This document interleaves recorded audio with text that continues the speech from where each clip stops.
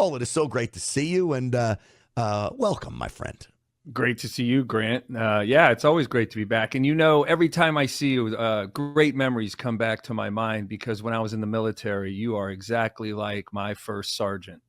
You look like you're tough. You look like him, square jaw, fit, driven, intense, knowledgeable, wise. Yeah, I just love that. Paul, would you like to come back tomorrow on the program? Yeah. No.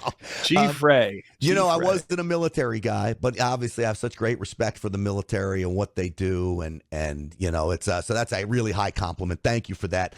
I wanted to ask you, though, what does this budget fight mean? Spending in Washington, I don't see it going anywhere. How does this play in? I'm constantly talking about colonial metals and how important it is to make gold part of your portfolio. And I always say it's not an either or. You can have multiple, assets that you're putting money towards. But what does all this mean for you, your business, metals in general? Well, I've always kind of thought that when the name was drawn up there, and I think Trump invented it, drain the swamp. So just historically, that land that is Washington, D.C., was land shared by Maryland and Virginia, and it was a swamp. But it's not a swamp today. I mean, it hasn't been a swamp for a long time. It's made of concrete and steel and rigidity and all these old linkages amongst all these elected officials and just all these relationships and the lobbyists. I mean, my God, I think there's 5,400. I could be wrong. It might be 54,000, but I think it's 5,400 lobbyists that are in the, Washington elected officials' ears from Monday to Friday. You and I aren't there. Once in a while, there's some picketers outside. There might be a veterans rally. Right. But so it's made of concrete. It's not a swamp. You can't be drained. It has to be blown up. And since it can't be blown up, it's going to have to just go bankrupt. And the money printing can't stop. So Doge is an incredible thing. But this is where it really irritates me. It's giving people who are desperate for good news. And I don't like the word change anymore. The politicians have ruined that. I'm more for restoration. Right. Restoring, America to American-esque qualities. But it means everything for gold and silver because this is the last shot. This will probably be, and I think it could only be the mightiest attempt to try and slam some what are those wrecking balls to Washington's infrastructure, the political, the inept, the visionless, the spineless. I think it's going to be a hell of an attempt. So, it's funny when you talk about concrete, it's not a swamp. I've actually, this reminds me of what I used to say. I said it's not a swamp. It's actually a sewer. And you know what? A sewer is concrete.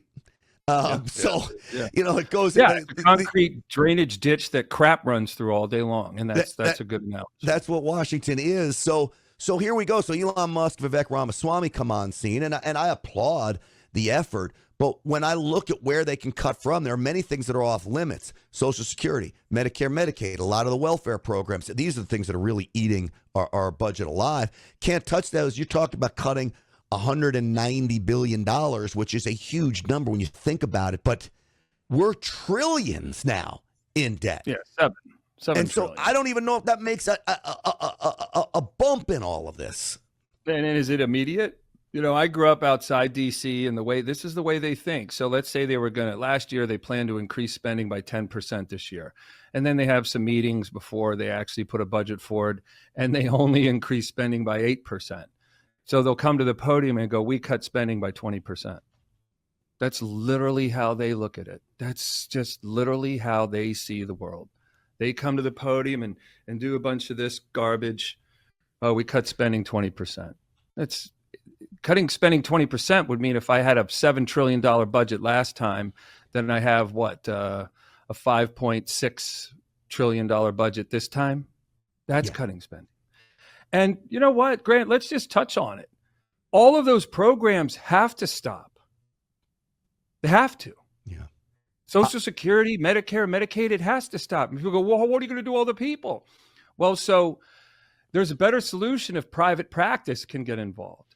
There's a better solution if corporate brainiacs and brilliant engineer-minded people could get involved and go, how can this burden of non-working people that just get health care and just get Social Security checks actually not be a cost is spend a few years tooling on that, because those groups, those segments to our budget just keep growing. They get more expensive every year, which means you have to print more money every year, because politically no one can sit there and go, well, we're going to send your grandparents off to a sidewalk and they'll be eating Alpo for dinner. Yeah. By pulling that funding. That is the funding that's killing the dollar. That is the funding that's driving up the debt.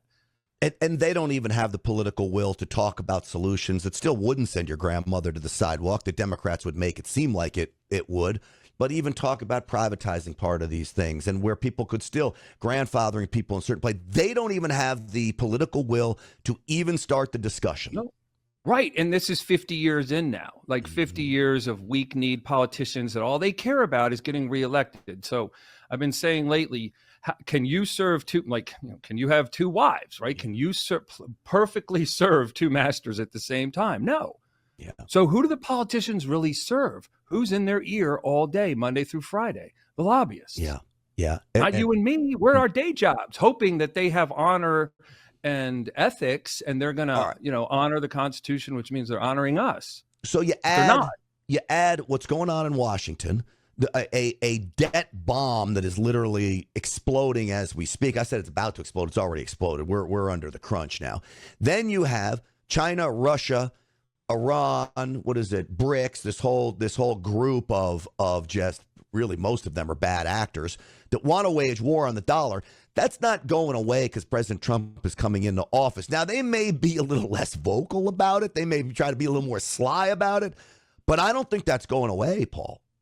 No. So here's what, we got to quit. We got to quit playing checkers and learn how to play chess. Checkers is, it's each piece just gets to move one, and you get to jump some guy if your opponent's in front of you and there's nothing on the other side where you land. Okay, that's very binary. What would BRICS really support? BRICS would support that China goes, because they're smart.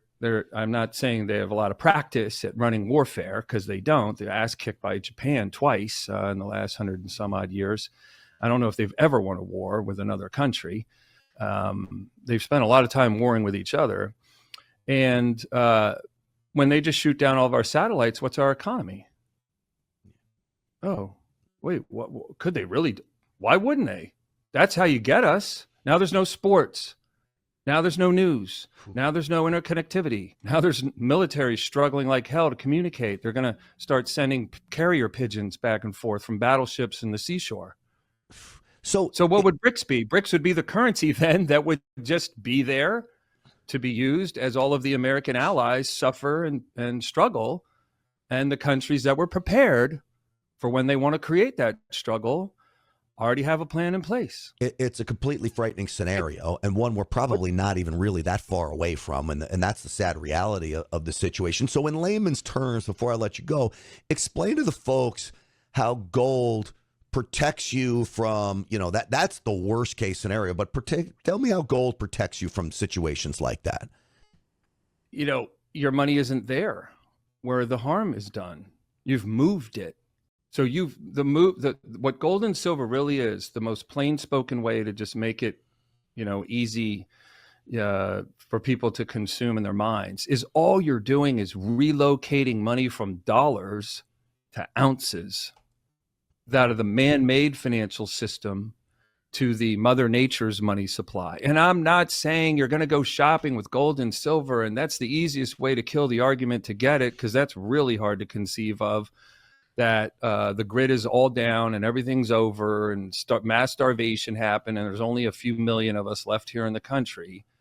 Yeah, well, then you would want gold and silver in that scenario. What I'm trying to talk about here is that it just insulates your money from damage done by these maniacal, inept, weak-kneed, cowardly government leaders all around the world, because when the damage hits the dollar, money wasn't there. It was in ounces of metal that you truly own and is either in a safe at home or in an IRA depository. And let's face it, those cowards are not just overseas. They're in Washington as well. Yeah, and we talk about everywhere. Inflation, even if inflation comes down, right? And they say It's the rate of growth. That doesn't mean that the price of things start dropping. It only means that the price of things rising is slower, which nobody really thinks about it like that. And they need to, which is why I say gold, precious metals makes a great portfolio protection maneuver.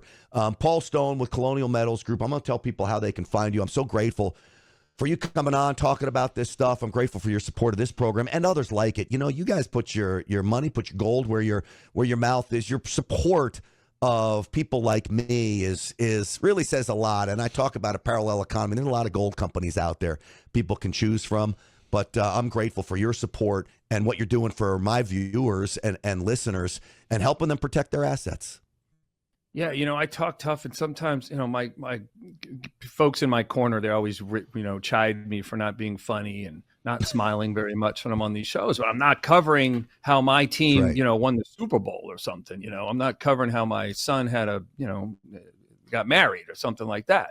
We're covering bad news. Yeah. The good news is that people watching all have all the parts needed to protect themselves. The only missing ingredient is courage, and that's where me and Colonial Metals Group are special, because we know that. We're very humanistic. We know that you've been wanting to do this for years, and all that's needed is for you to find a little courage to start making incremental shifts. That's all we want to help people be able to do. We don't hire any jerks here. So we're honored to be able to work with you and your people, but that's my message, to help folks get started.